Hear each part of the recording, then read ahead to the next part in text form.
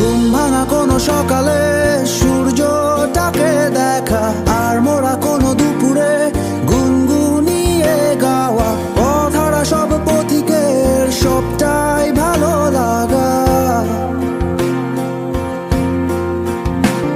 আর জানালার ওই কাছটায় থমকে থাকা বৃষ্টি, অলিখিত সব কবিতায় আটকে থাকা সৃষ্টি, দেয়ালে আঁকা ছবিটায় ছড়িয়ে ভালোবাসা।